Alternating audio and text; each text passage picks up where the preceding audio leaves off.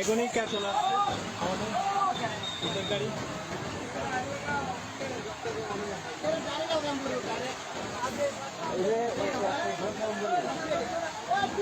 ঢাকা চট্টগ্রাম মহাসড়কের ফৌজদারহাটে চলন্ত লরি উল্টে একটি প্রাইভেট কার চাপা পড়ার ঘটনা ঘটেছে।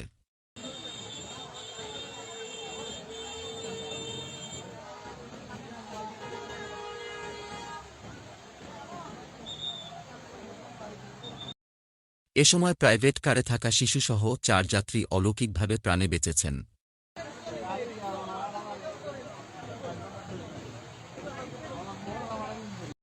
5 আগস্ট সকাল 10টার দিকে ফৌজদারহাট ক্যাডেট কলেজের সামনে ঢাকামুখী লেইনে এ দুর্ঘটনা ঘটে।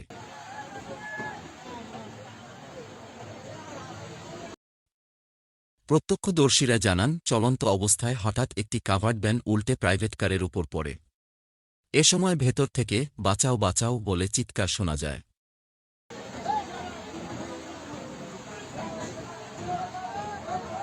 স্থানীয়রা ফায়ার সার্ভিসকে খবর দেয়। ফায়ার সার্ভিস দ্রুত এসে মুসা আহমেদ, তার মেয়ের স্বামী আবু বক্কর, 2 নাতনি আদিলা হোসেন ও আদিবা হোসেনকে জীবিত উদ্ধার করে।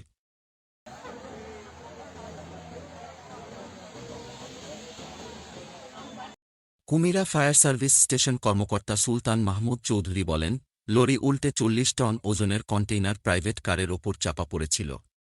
খবর পেয়ে ঘটনাস্থলে গিয়ে 11টার দিকে ক্রেন দিয়ে লরি সরিয়ে প্রাইভেট কারে থাকা চালকসহ 4 যাত্রীকে উদ্ধার করা হয়। তারা সামান্য আহত হয়েছেন।